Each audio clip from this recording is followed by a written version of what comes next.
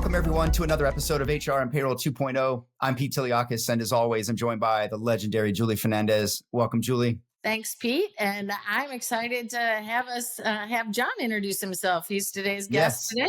Yes, we have another fellow ATLian, at least one that lives in the ATL. Mr. John Sarvari, the Chief Technology Officer of AppyHere, is here to talk the state of talent with us. I'm happy to have you, John. Excited to see you, man. By the way, ATL, that's Atlanta for people who don't follow Pete's three-letter words. Come on, man. ATLians, that's us. Yeah. Sorry, John. Go ahead. No, you're fine. Actually, from my accent, I'm glad you clarified that because people may have wondered, what on earth are you talking about? So originally from Oxford, England, but yes, I live in Atlanta, Georgia. Looking forward to the conversation. Yeah, the big peach. We're good to have you, man. So excited to have you. I know we've been looking forward to this for a minute, and we've been we want to talk the world of recruiting. I know you're on the front lines of that. I've been having a lot of conversations lately with leaders that it's an angst riddled process right now. And Julie, I know you've probably got some insights too from your clients, at least on this side of the fence. So Julie, you want to do the honors? Well, yes, I do actually, John. So we start by asking folks how on earth they got into HR, payroll, recruiting, maybe leaning that way in your case. And after you get through telling us how you did, maybe you didn't start out thinking you're going to do that, but we'll ask you why you stay. It's an interesting question. Now, I may not have taken your typical path, although I'm sure as most of us, I've had an experience working in an organization that, and sorry, I should be clear here, where I specialize is in frontline workers. So I've actually had that personal experience very early on before my career really started working in retail. But my journey came through from working in the software industry for a number of decades. But initially, my forte was actually supply chain software. So I've worked in the software industry. So for those of you that may not know, supply chain is really the act of deciding what to manufacture, when to manufacture, how to procure the raw materials, how to ship it, and then how to sell it. How much should you anticipate having in the store? So it's moving all the products that we enjoy and basically need for our lives in every day from a retail setting. But what was interesting, we had software that would help optimize that buying process, the manufacturing process, and how much to put into the store with an anticipation of how many people actually want this product. And also, what price would they actually like it at to maximize the revenue, the margins for the retailers? We also had workforce management, and there we started to see a lot of challenges. With manufacturing, we can anticipate when a piece of equipment will fail, and we can work around that. When it comes to retail, we know how to ship products. We can create contingency plans if we're not able to ship product at the right time. But people are always involved in the process, and I don't want to call them the weak link, but they're definitely an element of what should be an optimal plan, should generate the maximum margin and revenue for a company. It's where it would often fall apart. So with workforce management, it's, yes, I've got the right people involved on the day to make sure that whatever tasks are required should be performed, but someone doesn't show up. Someone does an immediate quit. They disappear, frontline workers. Yep. So at the time, in 2018, I was working with a gentleman by the name of Serge Machacotte, who formerly was a GM at Talio, going back a number of years. And we had a very close relationship. We were chatting and we're saying, what could we do that's new, that's outside of the space that we're currently in? And what Serge brought up was, in his tenure at Talio, there's a big challenge in frontline worker hiring because it's kind of this square peg, round hole challenge where the ATS, the applicant tracking systems that were around then, and in truth, many of them are still around today. Exactly. They're great at hiring professionals, long, drawn out process, ones that we're all familiar with that take weeks, if not months. But where they fail is being able to seize the moment of attention for frontline workers. So we felt this space, frontline worker recruitment, was ripe for some level of disruption. And that's how I got into really the HR side of the house in 2018. But I do think that everything I did leading up to that gave me some great insights and understanding and comprehension that whilst, yes, I'm a little bit of a greenhorn when I came into this truly, I had experiences that really made me think about how can we do things differently. And then I should mention, it's not about me, but as we started to formulate our business, we brought in outside advisors that became full-time employees that work directly in the space. So recruitment advisors, so people from agencies. And so that's really my background. I'm sorry, it's a little long-winded, but I want to make sure you understand. You went from supply chain for parts to maybe supply chain for people. Yeah, and it's funny you mentioned that. It translates. Yeah, it really does, because we actually see a lot of the techniques that we would employ to, I mentioned forecasting, how much demand there'd be for a product in a store. We actually see that somewhat similar in being able to apply that to people. We don't want to think of people as parts. Please don't misunderstand me. But what about a world where we can anticipate attrition before it happens? Yep. That gets really interesting. And that's really, when we think about what I enjoy doing and why am I in this space now, solving problems, addressing business needs. But the biggest excitement I have is actually back to the job seeker, helping them find work.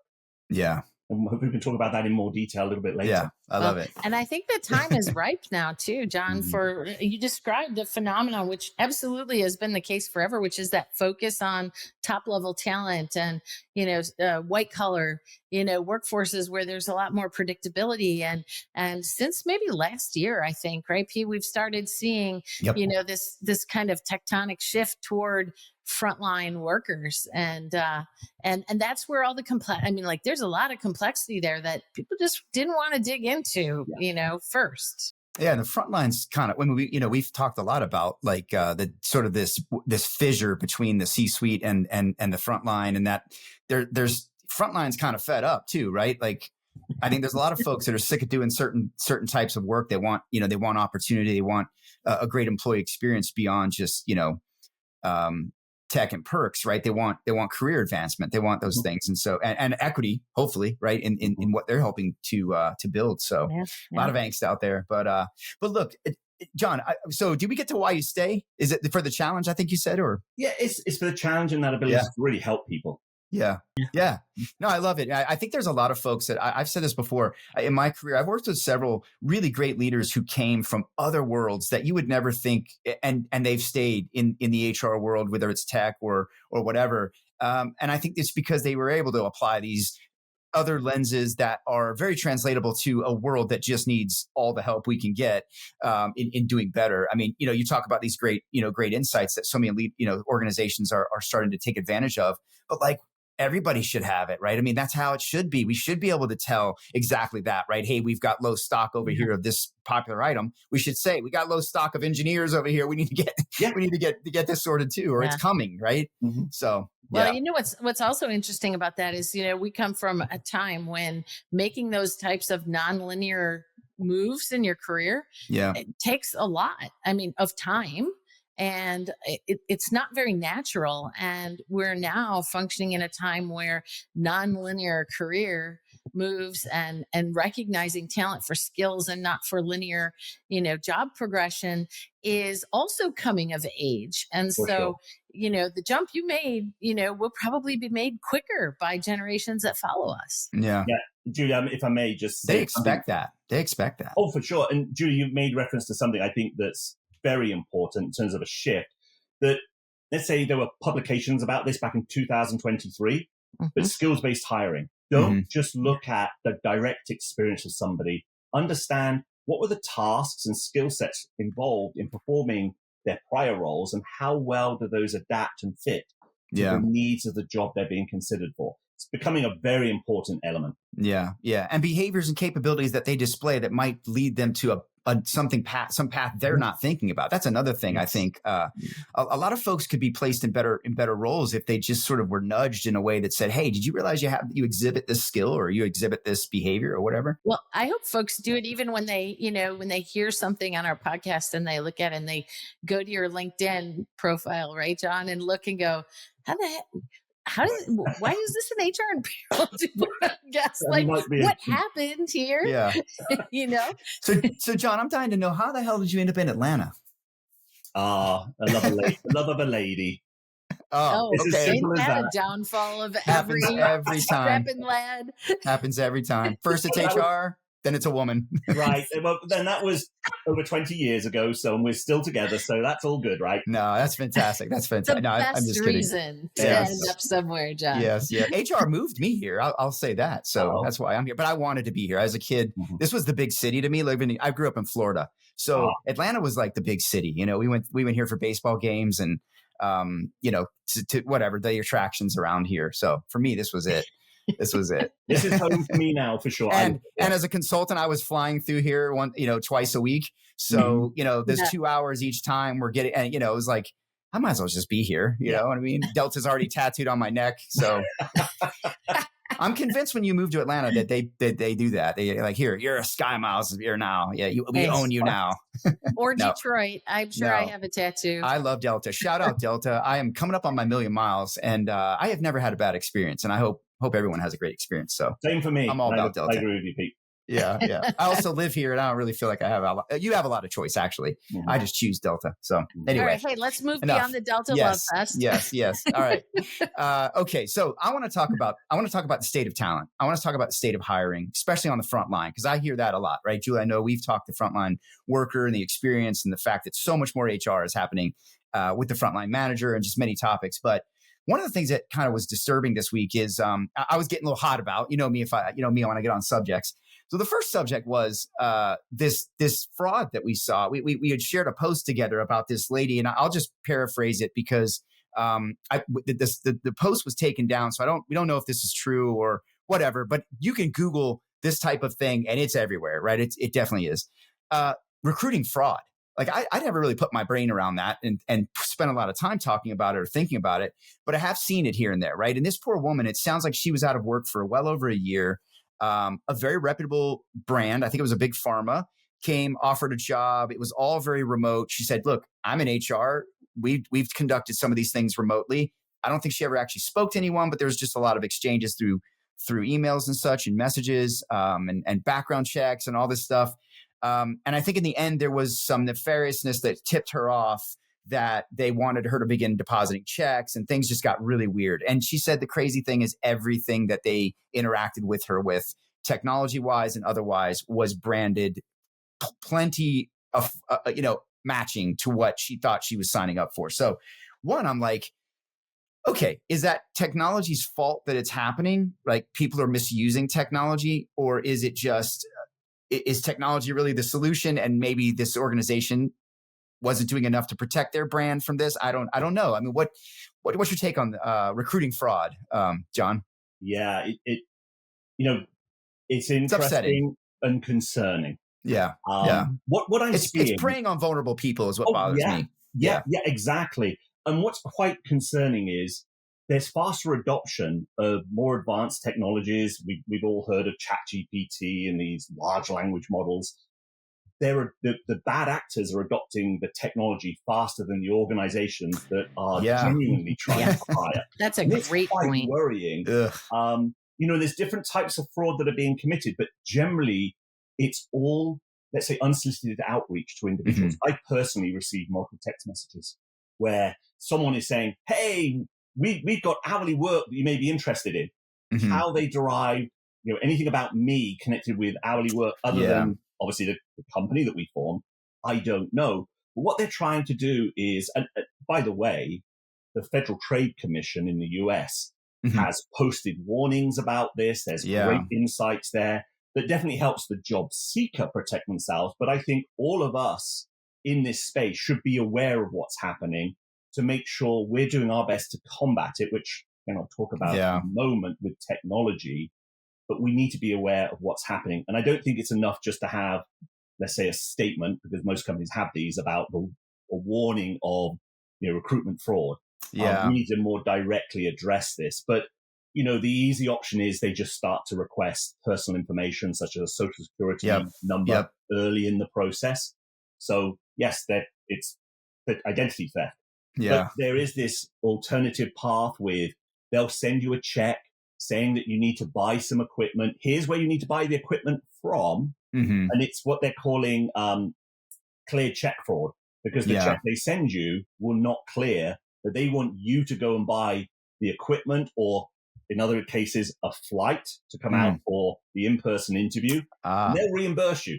But of course, by the time you've gone and bought the flight, which is through their website, that's how they catch the money on the other end, the check bounces. Yeah. So, and the list goes on. But again, what we're seeing is quite elegant levels of engagement with the person they're trying to commit fraud against. Wow. Using things like ChatGPT to make it sound like there's a person on the other end. They're answering questions and they're reasonable responses. So even the FTC hasn't fully caught up with where the current state of that fraudulent activity is, where it looks like a person, but it's not a person. So they're able to commit this fraud on massive scales. Yeah. Crazy. Everything's a scam. Yeah. I can tell you too that there's an awful lot of targeting of new hires. So I'm sure it happens with recruits, but we've just brought in several folks to our organization, and one that is reporting to me within the first week of her employment had gotten several outreaches impersonating me and doing exactly the things, John, you're talking about doing. Like that is. It's stunning. It's your first boss, right? It's the new boss or whatever. And so it's crazy how quick and dramatic the bad actors are flying into this process. Yes, right? Unbelievable. Yeah. And I think there's another element to this that I think for the employers, we need to be aware of. We create some of the problem ourselves. There's a recent study that was done by CNBC where they concluded 4 out of 10 companies actually admitted to posting fake jobs using job boards that we could name many of them. But it's quite concerning. And 7 out of 10 hiring managers in this survey that was conducted actually believe it's fair game. That's morally acceptable. That's the term that they were using because they're trying to gather insights or they're trying to sweep up a lot of resumes. So in the future, they can target those people with genuine intention. But the problem is the job seeker. And this is what we've done a lot. So you can read all these published, but we've done a lot of research talking to people that are actively looking for work, people that have found work, people that have failed to find work. It's really interesting when you start talking to them and hear their experiences when it pertains to fraud. Because we started talking about malicious actors, but now they're kind of put them all into the bucket where company X, they never responded to me. I applied. I sent them additional information. Maybe they actually asked me that. But again, the communication fell off face of the earth. I don't know what's going on. So they actually consider that fraud as well. So we need to be careful what we're doing as hiring entities with genuine intent and how that is considered or perceived by the job seekers themselves. Yeah, that's a great point. You can see a lot of anxiety out there between the recruiters and the applicants of saying, like, you've got the recruiters saying, I'm getting a million applications for this one job. I literally saw something the other day, said something like got 6 million. I don't know if that's possible. Maybe it's a course of a month or something. I don't know what it was. Some huge number. For a small number of jobs. And then you've also got the applicants, I think, are saying, oh, I'm just getting rejected by AI and I can't get past the firewall and no one will hire me because of it. So it's like this conundrum of like tug of war over who, and AI is in the middle just laughing. You know what I mean? Like I feel, like the mayhem guy on the Allstate commercial, but a little gremlin. I have to believe, and I'd be interested to know if you've ever heard, John, somebody even talking about the idea of credentializing themselves in this space, right? So when I think about some of that, and you think about every company and their own brand going out and trying to make this happen and learning their own lessons along the way versus some of the folks that are specialized in recruiting, working out the kinks and also becoming reputable for, like I know if I shop at, here for my jobs, like there's some legitimate practices happening, whereas the others probably fine, but you just don't know. Yeah. I do believe that is where the world is going. How quickly we'll get there, I don't know. And I think there's a simple way to think about it. It's smashing together the concept of the ATS, so the applicant tracking system that we all use to help bring candidates through the process, and the job boards. These today are two separate things. So typically an ATS will connect to a job board to send the job posting. Right. But bringing those two together, and then most importantly, when you talk about that concept of the job board, it's happening across multiple employing companies. Then being able to credentialize both the employers, but also the job seekers, because that's the other side of this that can happen. people can, let's say, game the system when it comes to most ATS systems, have multiple identities. So they start coming and adding to that challenge you mentioned earlier, Pete, with thousands and thousands of applications coming in, and how do you sift through, find the wheat from the chaff. I'll give you a direct statistic. We have a customer up in Canada, and they receive up to about 35,000 applications a week. Wow. Now, even in their peak period, they're hiring about 1,000 people. So again, what we found through our experiment was, I'd say experimenting, trying different things. How do we engage with those job seekers? Keeping them informed, letting them know where they are in the process. Because when you've got that ratio of applicants to hires, you need to keep these people informed, but also give them the encouragement, hey, stay with it. Or alternatively, hey, if you considered maybe a different location, it's only two miles away, you could get work there, or your hours of availability, or maybe it's a skills change. So being able to do that, I think, is important. But back to the point you raised, Julie, I really think this concept of credentializing people will become very important in the future to help negate the problem of the malicious or bad actors. Yeah. Wasn't blockchain supposed to kind of do that? It is, but it's very heavyweight. Yeah. The Velocity Network was doing a lot with that.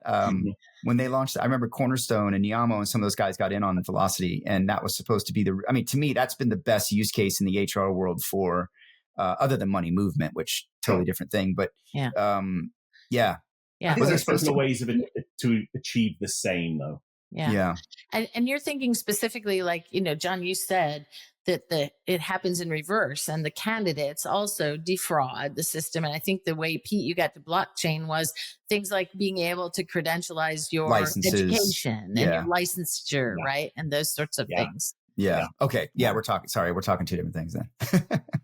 No, but really though, I think that there is all this, like, back to my kind of angst or the gremlin of AI, like it's almost like you see the recruiters getting stressed because they're getting overwhelmed, and you got the end users, applicants and candidates are like getting stressed because they feel like they're getting nowhere. And it's like, is AI a problem right now? Are we just not using it well? Is it too early? Like what's going on, man? Well, so I'll give you two pieces in response to that. I think, first of all, I talked about bad actors, right? So the people that really have true bad intent. But the problem is I'm also seeing that the candidates themselves are adopting some of this technology faster, than the organizations are looking to hire people. Right. So whether it's, we've got solutions out there now that help you apply en masse to positions. So you're not really applying as an individual. Right. It's tailoring, whether it's completing the application process and then doing a cover letter through an email that looks very, very well written, but it's all AI. So that's adding to that volume problem. But the next one is when you're interviewing a candidate, there's now those tools. You can have this running on your phone whilst you've got a virtual interview taking place. You precede it with some information about the company, the position, who the interviewer is, and it gives you very elegant responses. So to your question, Pete, I think we in the HR space need to move much, much faster to adopt the technology. Combating what's going on, I guess, might be a way of saying it, but I think it's just to keep up with the other levels of adoption that we're seeing, whether it's the candidates or the malicious actors. We've just got to move faster. Yeah. And maybe that's how you're getting 35,000, every week, right? Candidates are figuring out how to. Or the lady with the million or whatever. Well, I think I swear it's at $1 million. I mean, maybe it's a month. I don't know. I have to go back and look at that one, but it was a lot. It was a lot. I could well believe it, Pete. It is interesting because there is again, in certain markets, and markets being, a geographical area, there's a glut of people looking for work. I mean, there's many things that have been written about post-pandemic, recruitment and job hunting. And, it really shifted both in terms of, the number of people that were looking for work post-pandemic, but also their expectations. It changed quite dramatically. And I think we see that all as consumers in the tip economy we're dealing with here in the US. Yeah, absolutely.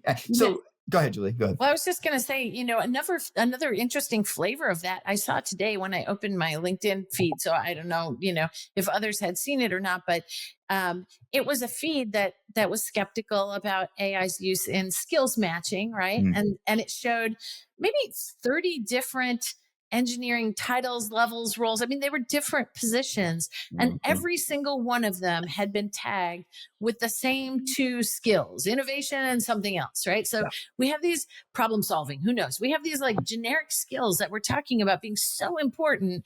And in the end, how differentiating are they if they show up in every level across the organization and similar and not similar jobs? There's no differentiation. And I think that was a legitimate critique, right? Interesting. Everybody gets a skill.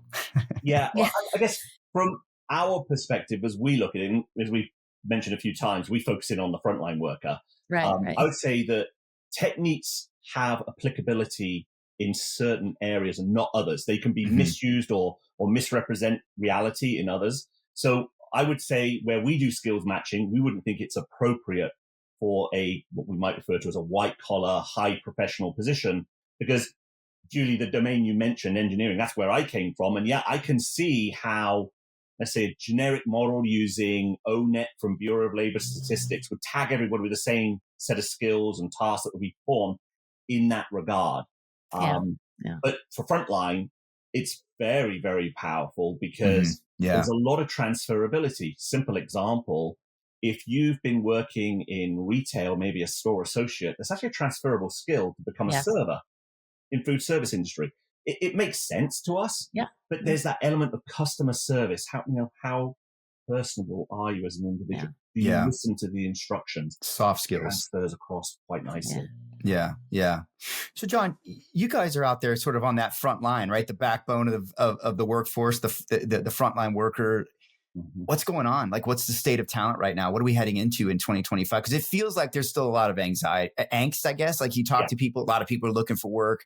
A lot of people don't like the work that's out there, right? A lot of organizations just, we've seen a bunch of businesses closing because they can't find talent, or just, it's not viable where they are anymore. What's going on? Like, I think the key here is competition for the same talent, right? So the talent pool hasn't necessarily grown.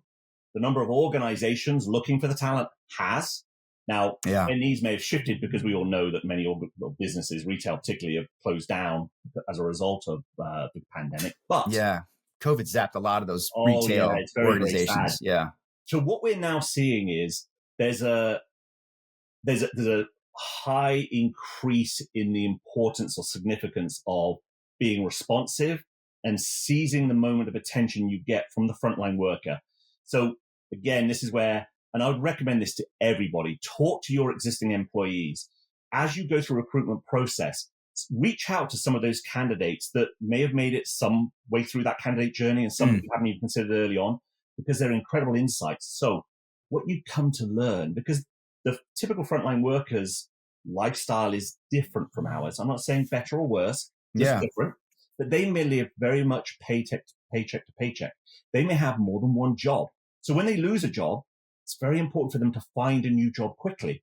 They typically don't want to take a long commute because the hourly rate doesn't support the expense of transportation. So in that competitive market, looking for, talent, and we all want the right talent. We just want to bring in warm bodies, but it means you need to seize that moment of attention. And forgive me for using that phrase multiple times, but it's really important for us to be successful in finding those people and hiring those people. But for the job seeker, and that's why it's important for us.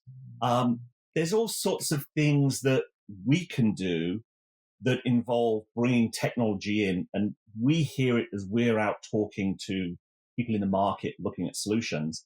The drive from the board members down, the executive team, adopt AI, find ways to adopt AI. We've seen success and failure in that regard with the early movers.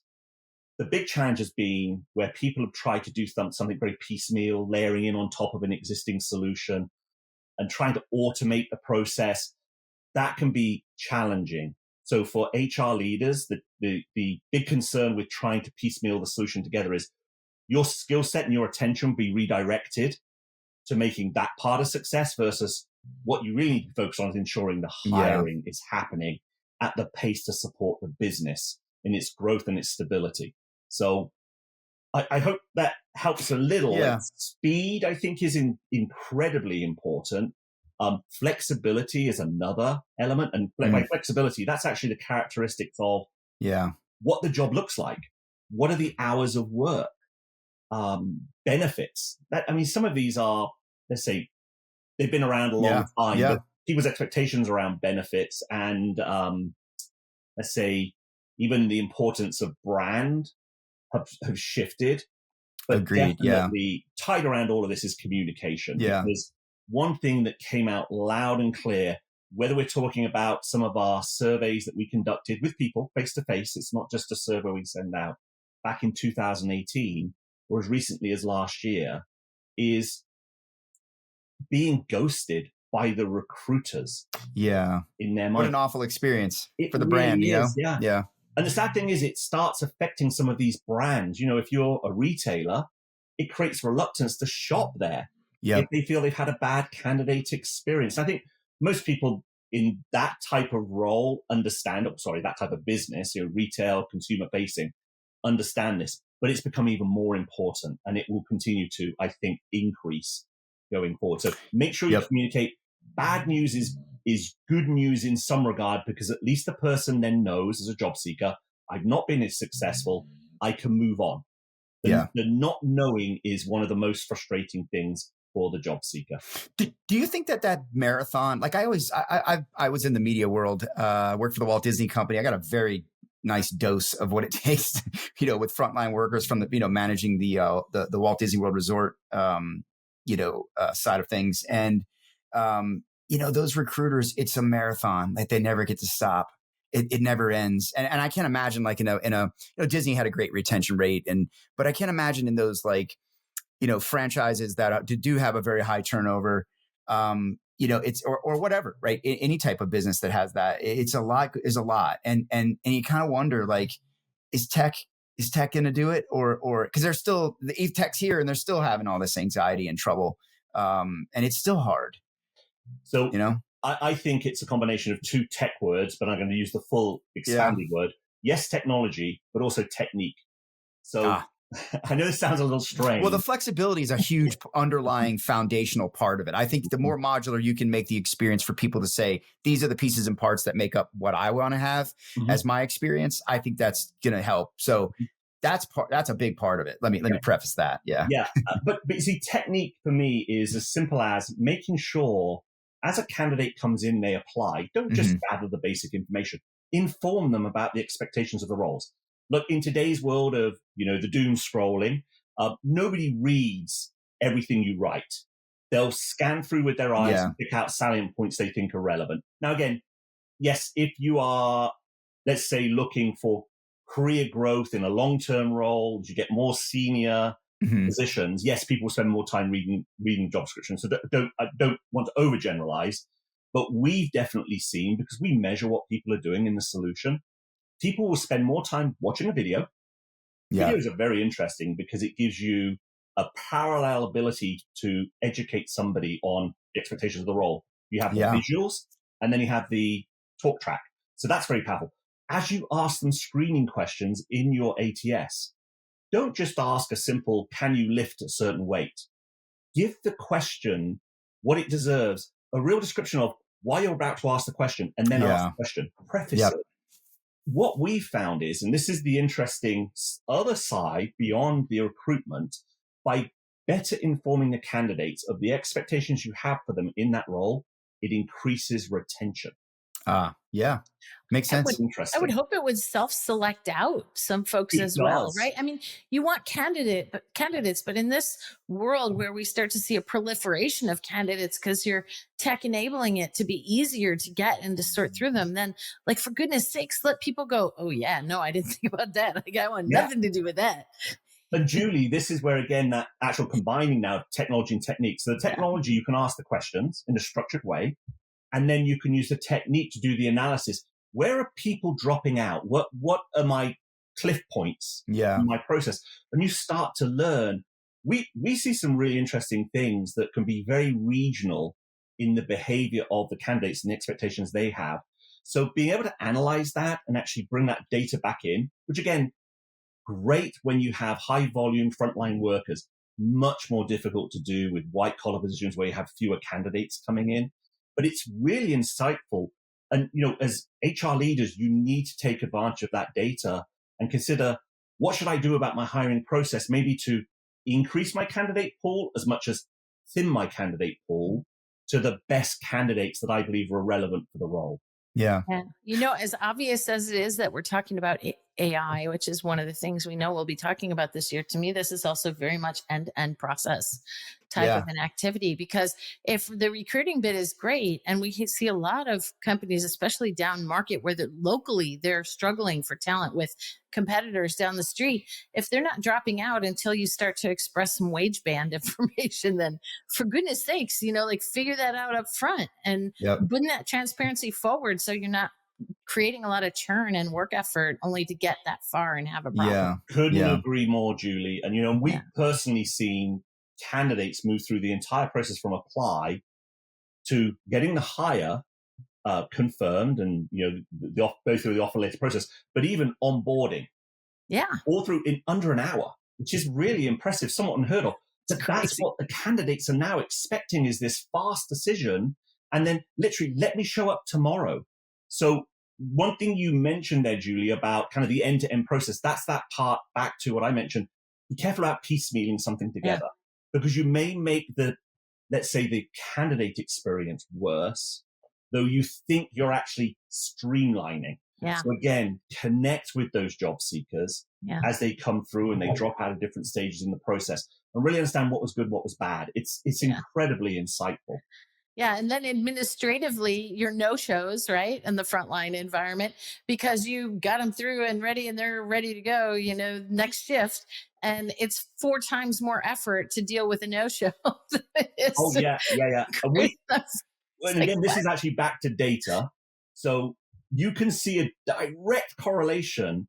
So ignoring, let's say, the recruitment process up to the pre-onboarding, how long you wait between scheduling their first shift and that first shift actually happening. The longer that takes, the higher the likelihood of them ghosting you on first day. And as you say, whether it's retail, manufacturing, transportation, all of those real frontline positions, it's incredibly difficult for the organizations to handle that situation, because you're back to square one. Yeah. Hey, so we've now gotten recruiters ghosting, and we have our, new hires ghosting. Mm-hmm. Everybody's ghosting each other. Yes. Nobody's doing any work. But that's why you want to be able to capture that data and be able to act upon it. So we really believe in that. And again, maybe going back to my heritage, that's what the foundation of supply chain planning was built upon, gathering data and then predicting things for the future. So we do believe that regathering those insights, and it doesn't all have to be what we call structured data, right? Which is gathering data you can directly measure in a spreadsheet, conducting those surveys. I cannot emphasize enough for each and every HR leader the value of doing that, and doing it on a regular basis. Don't believe that what you heard 18 months ago still applies today. This, the frontline, is shifting very, very quickly. Talked about AI, how more advanced technology is being used both by malicious actors, by the candidates themselves. And we're kind of getting with the program now, but you need to make sure you understand what's changing, and it will continue to evolve over time. I mean, I'll make one last reference in the technology section. We've even reached the point with some frontline positions, why even conduct an interview? Because the candidate can come across very, very well through that medium by using some of these tools. There are better ways to make a decision. Bring that person in quickly. If it doesn't pan out, you can agree to separate. And that might be better for both the candidate and for your organization. So giving them a chance based on, let's say, the expectation, the skills-based assessment that there's a probability that they will be a good fit in this role, give them a chance. So, and culturally, though, you really have to have an HR organization that takes a good hard look at whether they will offboard somebody that is not a good fit, right? I mean, there's a whole cultural and administrative, thinking that has to underlie trying some of those new things that, that'd be great. But if you're afraid to fire or to release somebody or to call it quits, don't go that route. And Julie, that's why we need to adopt the technology in our space, because what Pete was describing earlier, these million candidates coming in for a position, how on earth am I supposed to decide who's relevant to talk to? And I know back in around 2019, I forget the source, but there was a survey that had been conducted that talked about the average amount of time spent looking at a resume was 9 seconds. I mean, what can you conclude from a resume within 9 seconds? So, of course, the market tried to adapt, and then it became resume parsing. So what do people then do? They figure out there's keywords that get used to you surface to the top. So, it's going to be a constant battle.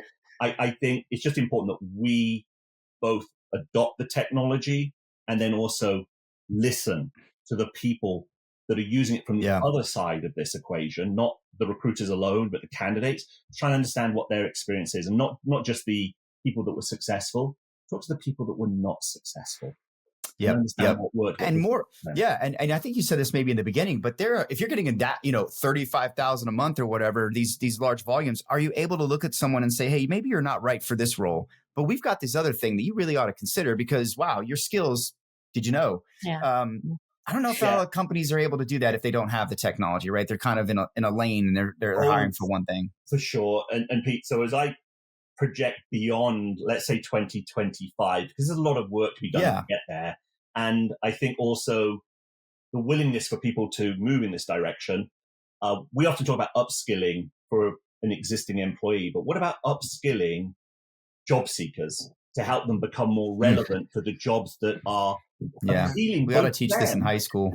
I was going to ask, John, do you see, I could imagine there being, we have multiple generations in the workforce and they all participate in the front line. And I feel like, what's the trends in the movement favor, obviously, the incoming generations of workers that are proficient in this. So do you see folks that actually talk and have a strategy around how do I get, the more senior experienced, older generations that just are not going to care enough to fiddle around and try to bluff out. They can barely figure out how to do it sometimes, right? Yeah, so. It is a challenge, let's say, because the younger generations are more apt to using, let's say, the preferred technology, the mobile devices to apply for the jobs in this space. So you have to make sure you make accommodations for ensuring that you get diversity in your applicant pool. But the great news is it's very easy to understand your diversity across each stage of the candidate journey. But that can range from, in the past, let's say within retail, you'd have the ability for people to fill in a piece of paper in the store. So providing something in the store to make it easy for them to apply there and then, as much as, yes, apply from home, could be scanning QR code in the store. But you've got to make sure, I think I'm going to steal someone else's reference, Eric Schmidt, former CEO of Google. I attended a conference once where he said, really, you've got to meet people where they are today versus where you want them to be tomorrow. So making sure we do have an ability for, regardless of age, regardless of technology competency, being able to bring them in through this process and give everybody a fair shot. But again, it goes back to, it's easy to measure these things today, and do measure it, because diversity in the workforce starts with the recruitment side of the house. You're not attracting the diversity there. It doesn't matter what you do the other side of this, it's not going to happen. So. The culture's got to be there too, for sure, and be facilitating that, hopefully enabling them for that. So So John, we could go on and on, man. I love this. This is some good stuff, and I want to share. You'll give us the links, hopefully, for how to get to that research. I think it'd be great to share that with our audience. But maybe give us some prognostication here, man. What are we talking about in 10 years from now? I was watching. I don't know if you guys. I'll kind of timestamp this by saying I watched the rocket come down last night. In the chopsticks. Amazing. What a time to be alive in technology. But man, I was thinking my wife and I were talking about, 10 years from now, what are we going to be watching come out of the sky? I don't know what's going to go on. Is that right? We'll be riding that thing, maybe, who knows, to the moon. But what are we talking about in 10 years with recruiting and AI and just the way, will things get better, I guess is what I'm asking. And what is it going to be like? I mean, I can't imagine what, my kids' generation, they're all 20 something starting their career. What are they going to be facing in their 30s, Yeah. So I'll be careful here, right? It's my own opinion, but I truly believe there's going to be the advent. And I started talking about this to some degree earlier, the advent of the deep labor platform. So a real meeting place for workers or potential workers and the businesses to find a connection with each other to enable, a straight job seeker to upskill, not just within an organization, but outside of an organization. That could be something as simple as, because let's say forklift drivers, as much as we're going to have autonomy with that type of equipment, there still will need to be operators. So my expectation, using forklift certification, why not offer people the ability to gain some level of certification on the expectation of earning additional dollars per hour? Make that easy for them. Yeah. So they can upskill outside of their current employer, and it could be in a different industry, but all with the objective of earning more money per hour. Maybe it's more convenient to them based on the location, the hours that they're looking for people to work. All of this, I think, will eventually come into more of a big glob of capability that will enable us as recruitment people in HR to find that talent quickly and also bring them into the organization with the least amount of friction. That's my belief, my prediction. How quickly we get there, I hope it's sooner rather than later. I mentioned to Julie, I don't think it's 2025, but I think in 2026 we should start to see some degree of this. But there's also got to be a willingness on our part as hiring entities to recognize we don't own the candidate. And it's quite frightening in the frontline space how what's really been created is the situation where each side sees each other as a commodity. That needs to change. Yeah. And, we really need to find a way to just connect people with greater ease, allow them to upskill more easily. So my hope is by 2026, we're starting to see these platforms develop where there's an understanding by those hiring entities. I don't own the candidate. It's just someone looking for work. So if they're not successful with me today, if I have enough information about them, maybe I can reach them tomorrow as their skill sets evolve based on employment they had elsewhere. So maybe employers working more collaboratively together, even within the same industry, recognizing there's this transiency in the workforce. I was going to ask you that. Do you think, or is there a good example of like at what point do some of these industries start to say like, hey, look, we're the biggest, 3 or 4 vendors in the space, but we don't have enough talent to keep this industry going. We can see what's coming. How do we work together to start curating talent and make sure we all have enough, right? Because the reality of it is rising tides raise all boats. So let's work together. But does that exist? Is that, any good examples and anybody doing anything there? Yeah. So I wouldn't say doing, but we hear some of our customers, both in retail and manufacturing, talk about a future where that will be a possibility. So sharing. Imagine the GDP impacts of that. If all of our industries did that in America, my gosh, we could really be powerful. So I'm thinking like you, I have my thoughtful face on now because I want to write like Your 6 thoughtful blogs. face. So I don't even know what to highlight out of this episode because there's so much. But it made me think of 2 things. When you started talking about collaboratives of talent, it made me think. Well, you would think that that unions, where there are unions, would be in a really good place to do this. Would they do it? No, maybe not. No, they might not even be the best people to do it. Let's be honest, right? Yeah. But those sorts of skills are there. And then when you first started with deep labor, a deep labor platform, I thought it's so interesting that you're not really equating this to gig work, right?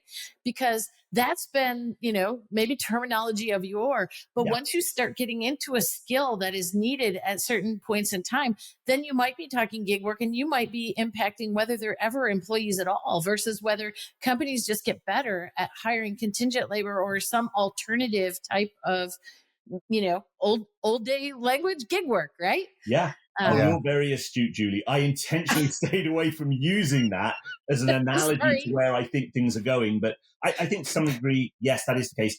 But you highlighted 2 elements that make it very challenging. One, unionization. But we have to understand why unions formed. I'm going to stay away from that topic. Yeah, but me too. This could actually help here. The second one is, who do they really work for when you are I use your term here, gig worker moving between multiple retailers, manufacturer? That problem needs to be solved. I think when we start looking at RPOs, there may be some semblance of that there that may eventually make its way down into this And space and correctly. when you talk about measuring, John, I would first like to know, because having 20 somethings myself, I know more and more common, people think it's perfectly natural to be holding multiple jobs. I mean, for years we've done it because Yeah. parents are trying to make ends meet, right?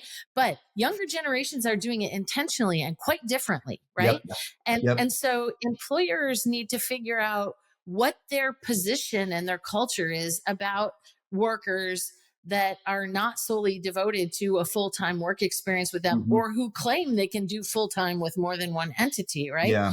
And measure and figure out some of that stuff so they even know what they think in this Yeah. area. Yeah. Yeah, for I, sure. I had an Uber driver recently. She's graduating from Georgia State, I believe it is, here in downtown. And I remember her telling me that she has 3 different things that she does for income. And I said, well, now will you be leaving those things to go do something, whatever? I can't remember her degree it was in. But anyway, the point was, she said, she was like, no, I don't think I am. She goes, I like having the security of multiple incomes. She's like, I got a lot of side passions I want to try. And I think she was a writer, actually. She wanted to write maybe some screenplays or something. But the point was, like, for her, it was like, she liked the flexibility of being able to set her own schedules. She liked the income, right? The security of those extra incomes. And the fact that she didn't really know exactly what all she wanted to do, and she wanted to keep her options open. And I think that's the mentality. You're right, Julie, of a lot of the younger folks. Yeah. I think they're looking at this like, hey, I got a lot of options. It's not just get a job, go to school, get a job, get a family. That's it. People are doing their own thing now at a younger age. And, whether it's TikTok or Etsy or driving Uber, it all pays the bills. And you could build a nice little business around those things. So I'll never forget, there was skills. Oh, for sure. There was Yeah. one individual very early on, 2018, in one of our user workshops that we ran. I'll never forget the conversation I had with him. He was actually a chauffeur. It was an Uber-like company, which may sound strange, but it was all electric vehicles. But he said, I had 2 jobs because my passion is cooking.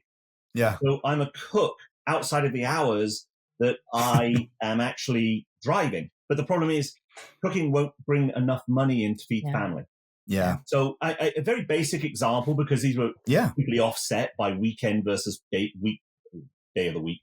But it was kind of enlightening, because I guess historically, certainly our generation, we wouldn't think of doing that except when we were very young.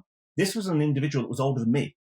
Yeah. So there was the passion as That's much cool. as the money. So he's kind of saw this from 2 different sides. Yeah. It was kind of interesting. And so people want solutions. They want the ability to get considered for a job based on their availability, their willingness to perform certain pieces of work. And it's quite unpopular to say, but I really believe that employers have every right to, to really scrutinize whether an employee can have 2 masters, 3 masters, 4 masters. Mm-hmm. And, the tagline of folks that are proponents of that often is, well, if I can get the job done, then what does it matter? But you don't get you don't get devotion and excellence and extra, and the extra that you sometimes want and need out of your star performers in the work world if they're serving 4 masters, right? I mean, it's not possible. So, that's like I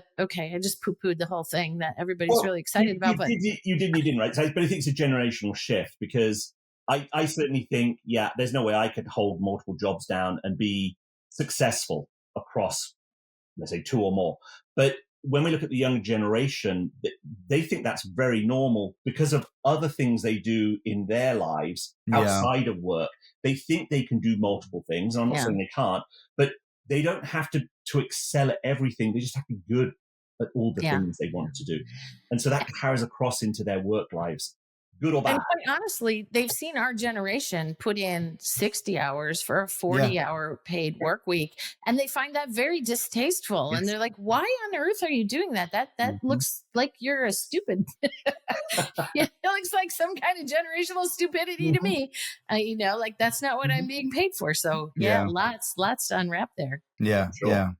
Well, this has been awesome, John. I really appreciate you. Where can folks get in touch with you? Where can we connect? Okay, sure. So you can find me on LinkedIn, of course, but the company that we formed is AppyHere. So we like to say we take the behel, the H out of applying. So AppyHere. I'd say our forte is in frontline workers, retail, manufacturing, transportation, logistics. The list goes on. But really, we think about hourly workers.